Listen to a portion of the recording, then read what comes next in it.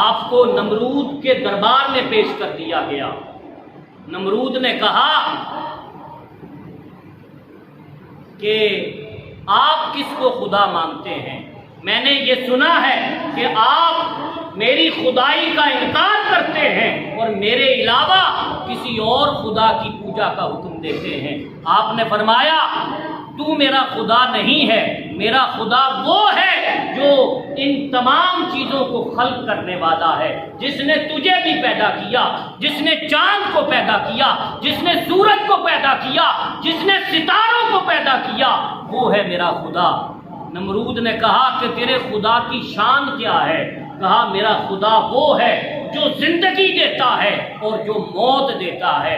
نمرود نے کہا یہ کام تو میں بھی کر سکتا ہوں۔ نمرود نے ایک سزائے موت کے قیدی کو بلایا اور اس کو باعزت بری کر دیا، اور ایک بے قصور شخص کو بلوایا اور اس کی گردن اتروا دی۔ کہا دیکھ میں نے بھی زندگی دی اور میں نے بھی موت دی۔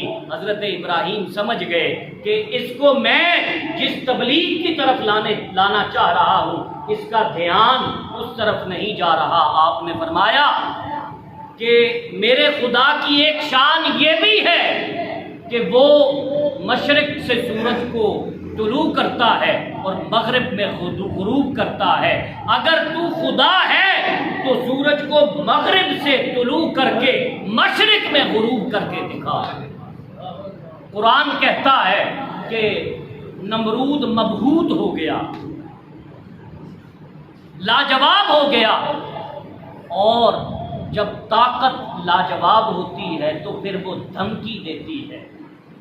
جب کوئی حکمران لاجواب ہوتا ہے تو وہ یہ دھمکی دیتا ہے کہ میری اطاعت کرو وگرنہ تمہیں تختہ دار پر لٹکا دوں گا۔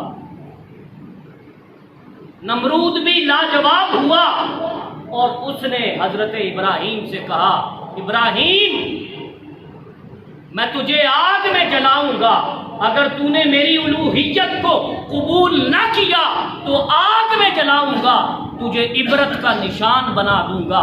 حضرت ابراہیم نے فرمایا نمرود سن، اگر تو دھمکی پر اتر آیا ہے، اگر تیرے دربار کے مشیر و وزیر سارے کے سارے تیری اطاعت کرتے ہیں، تجھے خدا مانتے ہیں، تو سن نمرود، اگرچہ بت ہیں جماعت کے آستینوں میں، مجھے ہے حکم اذاں لا الہ الا اللہ، میں پھر بھی اسی خدا کی الوہیت پر یقین رکھتا ہوں، میں پھر بھی اسی خدا کا کلمہ ہی پڑھوں گا، میں تجھے خدا تسلیم نہیں کروں گا۔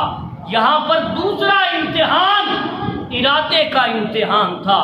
حضرت ابراہیم اپنے ارادے پر ڈٹے رہے، اور آپ کا ارادہ تھا کیا؟ اصل میں آپ کا ارادہ تھا کہ میں دنیا کو بتاؤں گا کہ حق کیا ہے اور باطل کیا ہے، حق کیا چیز ہے اور باطل کیا چیز ہے۔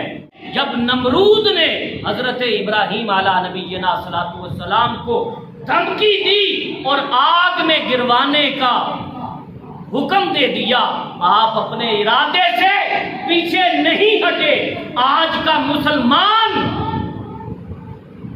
ارادے سے ہی خالی ہو گیا، ارادے کے امتحان سے ہی عاری ہو گیا، اور حق کیا ہے اور باطل کیا ہے اس کی تمیز نہ کر سکتا۔